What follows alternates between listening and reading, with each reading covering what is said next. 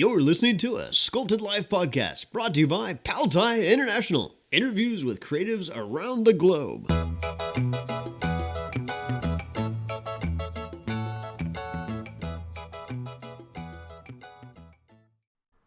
Welcome to a Sculpted Life podcast. This is your host, Yvonne Anderson, and today we'll be talking with Stephen Saunders.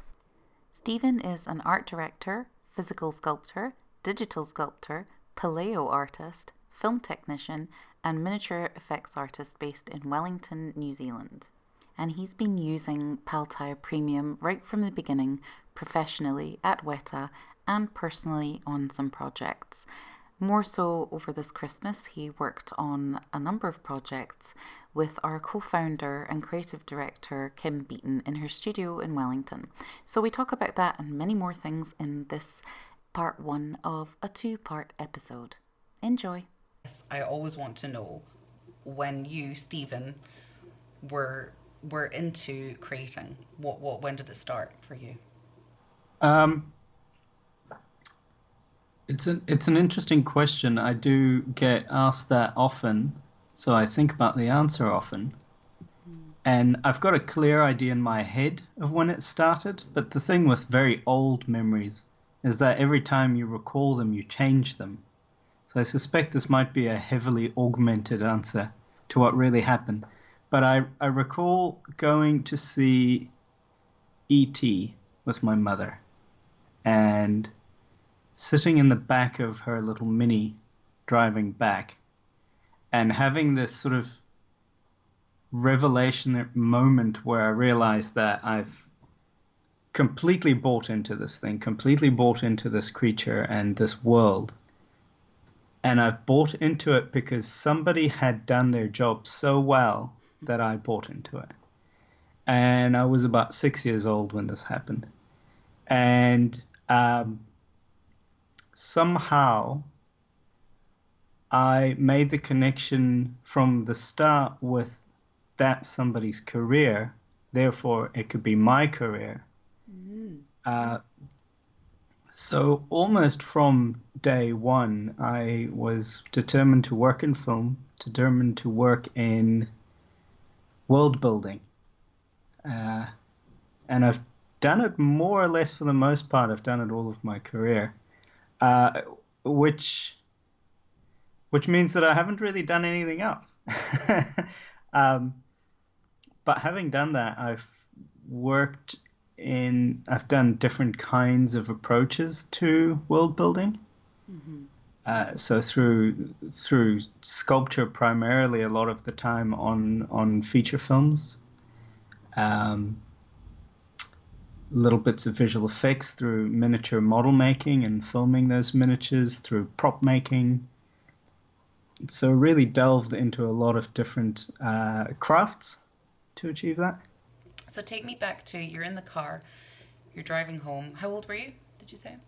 Six, I think. Okay. So what did 6-year-old Steve do after the film? Did you start to draw? How did you start to express that I guess that connection? It's something very similar to what I still do. I sculpted in plasticine little characters. I built little environments for the characters out of shoe boxes and whatever I could find. My mother had the insight from the start to notice that and nurture it, and I think fairly heavily pushed what was already in my mind. I think that if you really like the stuff, if you really committed to it, then you should not only play, but seriously think about it as being worthwhile. So I'm highly motivated to make a career out of things, to make a living out of this sort of nonsense activities, and to really think about what's motivating me to make the little house out of a shoebox, or what's motivating me to make the little figurine. Who is the figurine? So it all comes back to visual storytelling. And I guess she just gave me a lot of opportunities to keep honing those crafts on a fairly wide range. Like I'm a little frustrated by it at times because I sometimes wish I could just be a sculptor. But it's across a fairly broad range of things that I then do that world building. And then, of course, where I am now at Weta is the ideal place to fully do that. So you started sculpting and plasticine, and then so this was tell everyone where you're originally from, because your accent is it's so funny.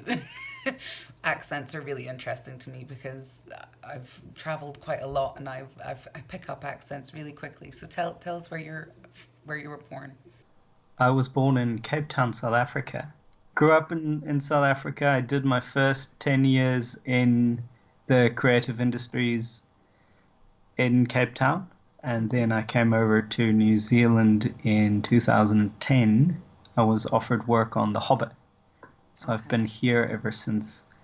And everything I do is collaborative by design. I've decided to do the kind of work that is always collaborative, and I'm often in a position where, for example, when I'm art directing, I'm constantly talking. So you've got a team of wildly different international people working together. And I think over time, it's my accent probably adjusted to whatever seems to be the clearest for people to understand, regardless of where they're from. So that's probably why it's a little wonky. No, I love it. I love accents. I'm just I'm a sucker for accents. I end up I'm very auditory, so I end up copying people without even knowing I'm doing it, and then people think I'm making fun of them. So yes, your head tunes into it, doesn't it? All these different accents around you. So when you say you worked in the industry in Cape Town, so how did you progress from being the little boy playing with his plasticine and being obsessed with ET to getting into, studying? Did you study it? Yeah, firstly, I think my mother went above and beyond to give me opportunities growing up to go to as many creative classes, art classes, craft classes as she could possibly manage. So I went to a number of things a week. And eventually I enrolled after high school in a film school in Cape Town. And I did 2 years of work, or 2 years of studying there. But what happened, I think, in the industry at the time was it was in a pretty big growth spurt in Cape Town, film work specifically. And I started working after hours in between my schoolwork so regularly that I actually couldn't keep studying. So I just quit that and got right into working. And it was pretty full on. It's still pretty full on. I'm very busy. Yeah. And it was mostly working in feature films, TV shows, commercials. One of my highlights and some of the work I'm the happiest with that I did in Cape Town was I worked for the Natural History Museum in Cape Town for a year. I did a whole series of dinosaur exhibitions with them. And that was working with scientists, working with paleontologists, entomologists, climatologists, just having all these incredible people on call to give me advice on how to visually portray these subjects. And that was really quite intoxicating and quite an eye-opener.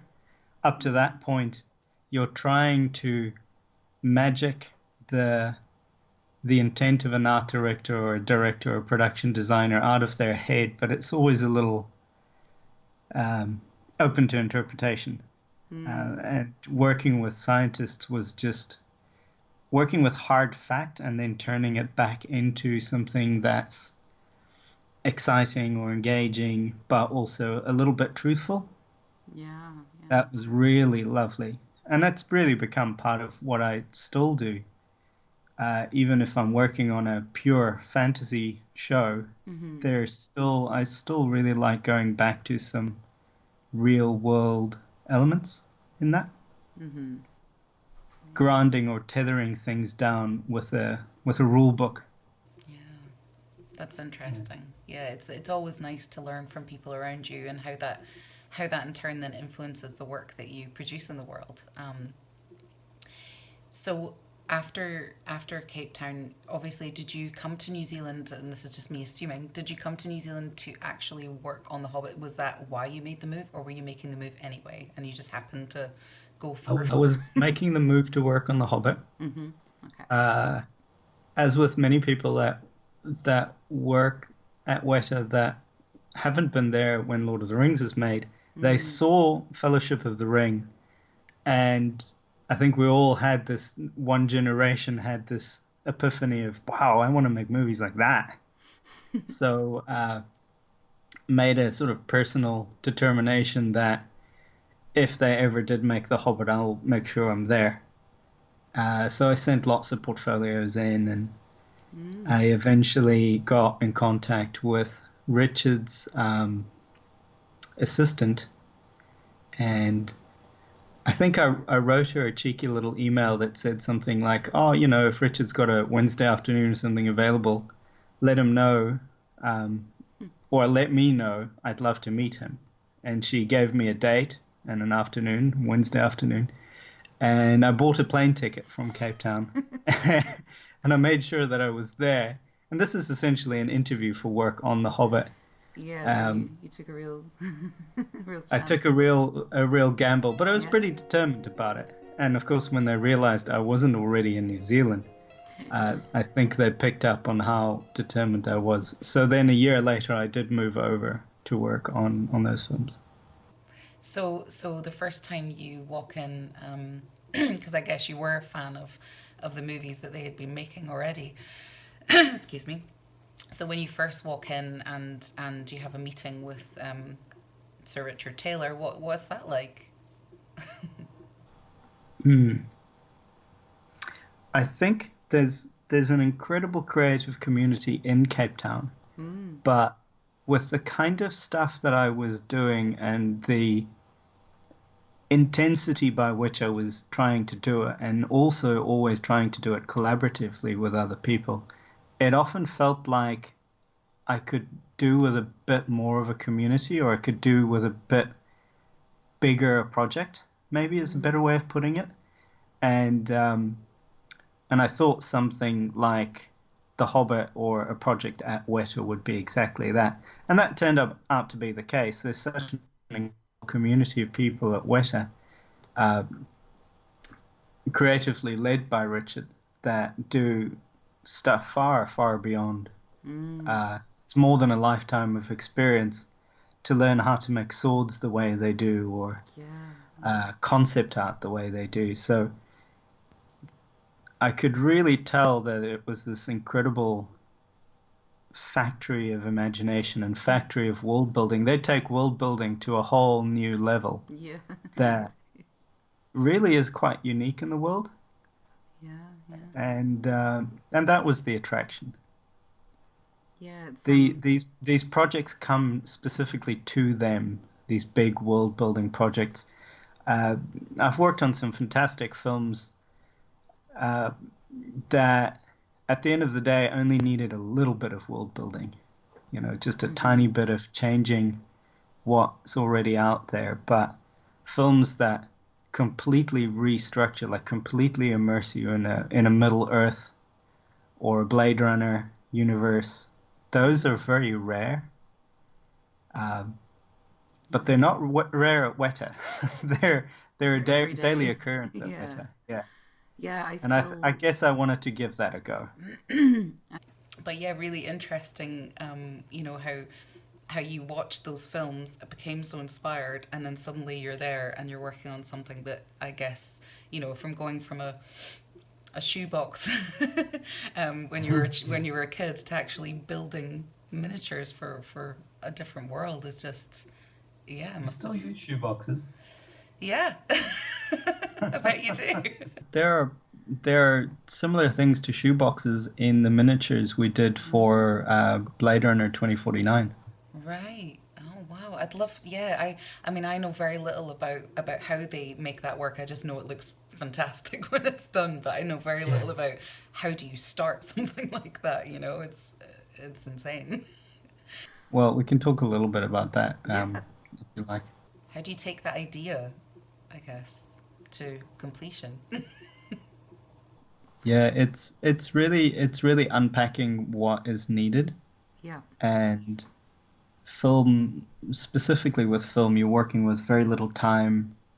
Often, your resources are limited, and you have to do these incredible things. So they need to look real, for one thing, or amazing. Uh, so that comes down to visual effects. It comes down to special effects in the sense that what the camera sees looks maybe a little bit better than what it would look like in person.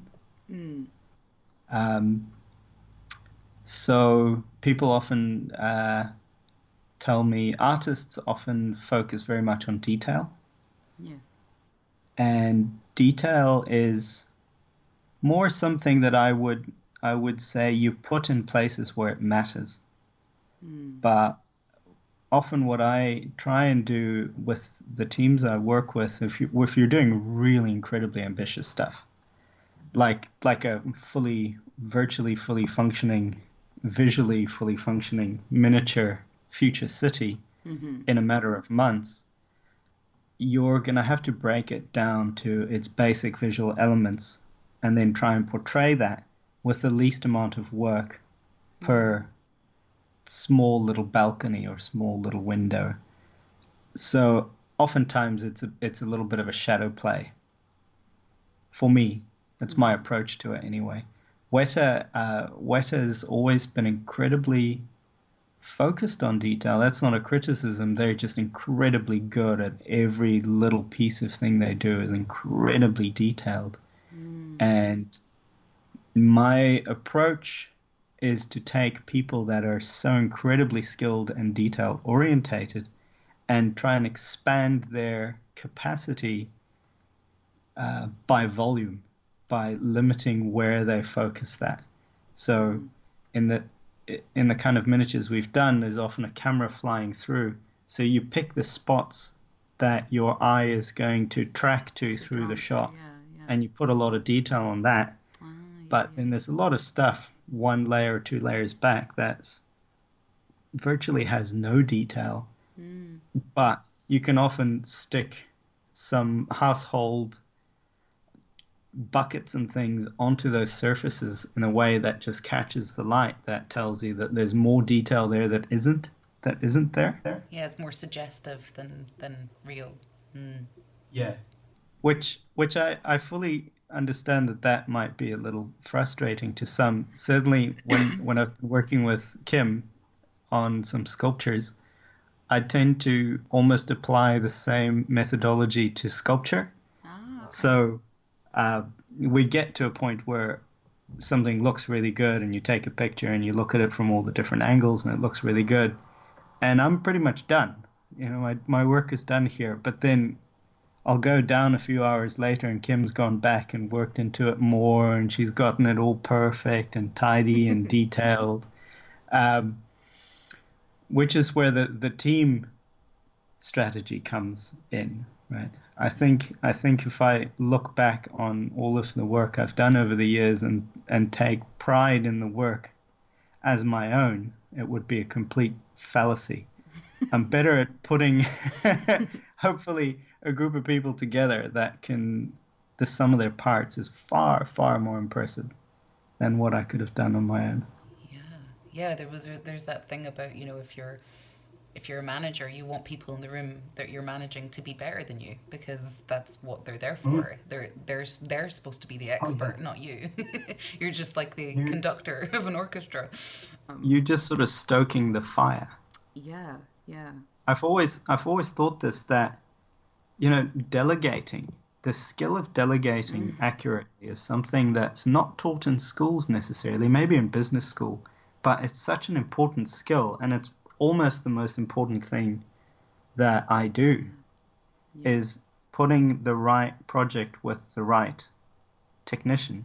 And I'm often walking around amongst these people thinking, what am I even doing here? Like, I can't do any of this stuff as good as these people do.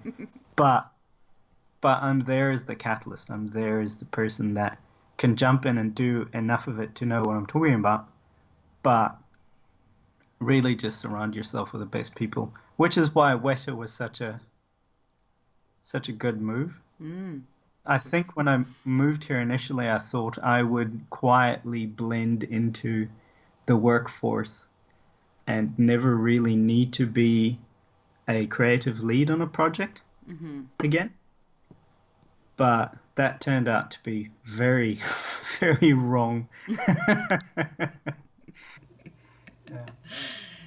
So what were you doing when you started working on The Hobbit? What was it that you were world building? Yeah, it's all world building. So world building is a blanket concept of anything that is unique to a new imaginary place. So with something like Lord of the Rings, there was a lot of Middle Earth. There was a lot of groundwork laid by the 3 films already out. So you could almost take that and break it down into rules and just build further upon that. Yeah. So on The Hobbit, I did a lot of prosthetics. So the appliances, silicon appliances that go on dwarven and orcish faces for the most part. Yeah.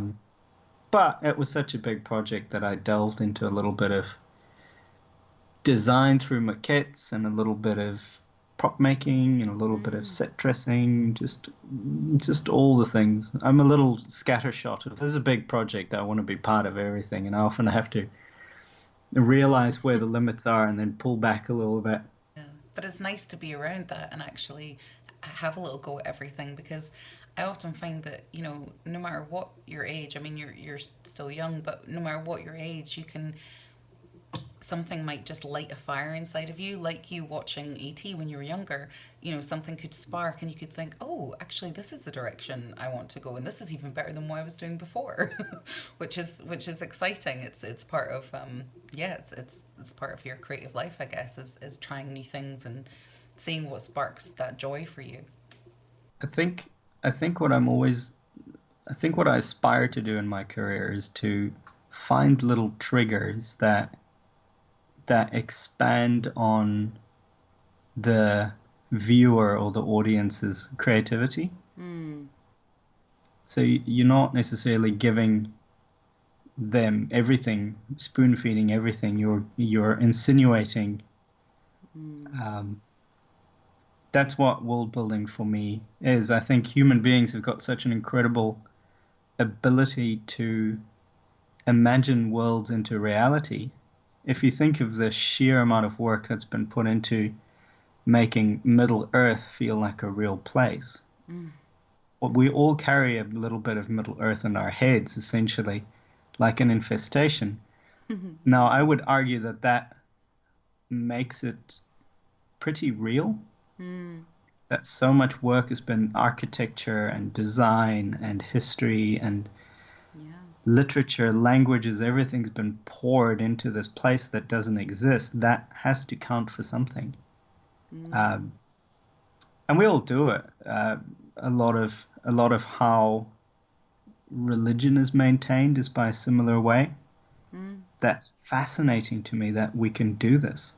We all agree to believe in something to the extent that we essentially start making it real. I use Lord of the Rings as an example because it's part of my daily life in a way. We have a lot of tourism in New Zealand because of the Middle Earth films. A while back, I was working a little bit down the road from Weta in a separate little workshop area, and I stepped out during break, and there were 2 tourists I feel like they were German tourists, and they had a map out. And they asked me for directions to the city of Edoras. Oh, it's just over there. And I thought surely they meant you're probably looking for the Weta cave, the Weta shop, which is 2 blocks away. And I gave them directions. And they showed me a picture of the city of Edoras from the film. They're like, no, we're looking for Edoras. Oh, wow. And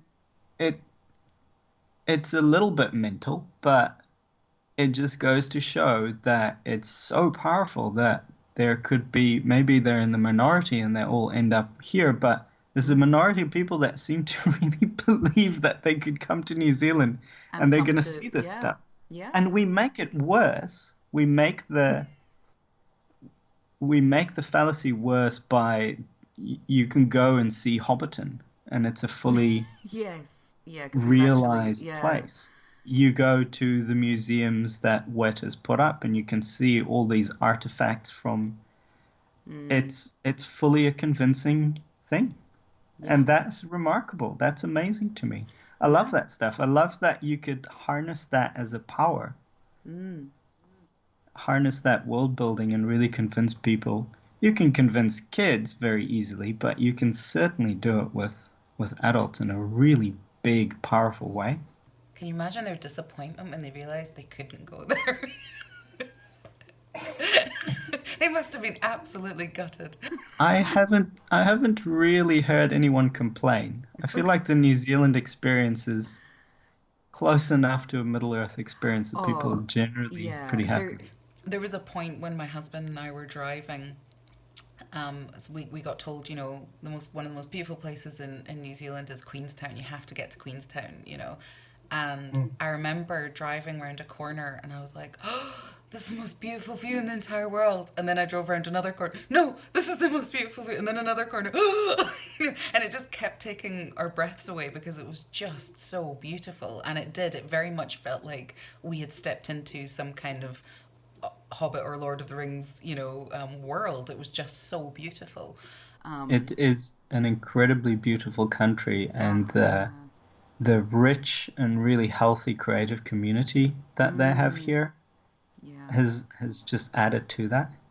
Yeah, it's remarkable. It's just stunning. So if anyone's listening and they haven't been to New Zealand yet, get yourself there, because it's a very beautiful place. And it's almost like, when we moved back to Edinburgh, because we had been away for so long, and we came back, and of course Harry Potter is, we get a lot of tourists coming to see the buildings, and they literally just say, it's like I've stepped into Hogwarts, or, it's like I've just stepped into that world. And you see so many tourists going on these, Harry Potter tours and all that kind of stuff, because to them, I mean, it's like walking around a film set. And I remember when Kim was over here, when we were doing the training for teachers over in the UK, she just walked around with her jaw open most of the time, because it just is so beautiful. If you could describe your work in 3 words, what would you describe it as? 3 words? Oh my god.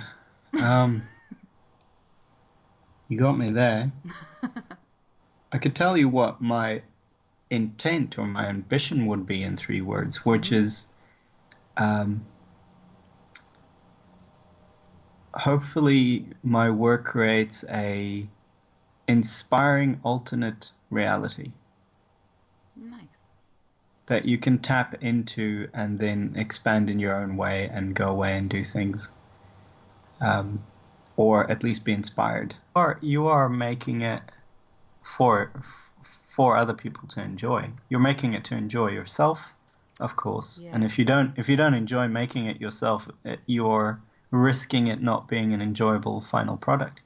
That archway that Kim and I did over Christmas, the intent for that was and still is to leave it somewhere surprising, so that someone you'll never know, or you can't control this, but someone would find it as a little, I think someone called it a secret place. We've made it a secret place that people could just come across this and maybe not here because the whole island is full of creative people, but you almost want to make people a little surprised that they found this thing here. And how on earth did it get here? Yeah, That it's sort a of ruin. thing. So it was intended that way. It's sitting in a neighbor's garden next to the road at the moment. Yeah. And I think they've had people walk by and sort of do a double take and then come up and walk around it in their garden. So when they're really? standing in their kitchen, they can see people sort of milling around on their lawn, which is cool. That's so exactly cool. what it's Yeah. thinking. History itself is a real alternate reality for us. Yeah. It's the source I go back to more often than not with environmental design, with building miniatures, with sculpting characters and creatures. I stick very closely to real world history as inspiration. You know, the Persian horse, of course, is based on carvings in the ruins in Iran it was called Nimrud. Unfortunately, it's mostly destroyed now. But it was going back to something that you can reference. Yeah. Yeah. Kim has been wanting me to do a dragon skull with her for some time now. I love sculpting skulls. Okay. But we ended up doing the Persian horse as an alternative to the dragon skulls because Kim loves doing dragon skulls she does it beautifully. And I love her dragon skulls, but I cannot find a way into understanding what exactly a dragon is, because for me it's paleontology. For me it's there are so many extinct animals out there that are so incredibly cool that I don't have time to think about dragons. We have this argument all the time. There is so much cool stuff out there. Why would you... Middle Earth is starting to feel almost the same to me. Why do we keep pouring into this Middle Earth place when there's so much more to know about ancient civilizations and stories, things. I guess there's place for everything. I'm just at a place in my mind where I'm starting to become more conscious of just how full of wonder the real world around us is. I hope you enjoyed listening to that interview as much as I enjoyed conducting it. And we are going to be back with Stephen's second part next Tuesday. And then we'll be having a short break in season 2 before we come back with some more interviews for you in the future of A Sculpted Life. So happy listening, and remember that all of our episodes are on iTunes, Stitcher, and wherever you get your podcasts, and also the video version on YouTube, which is just Pal Tiya. Happy sculpting, and we'll see you next time. If you want to know more about Pal Tiya and our amazing product, Pal Tiya Premium, then visit www.paltiya.com and join our international fan base.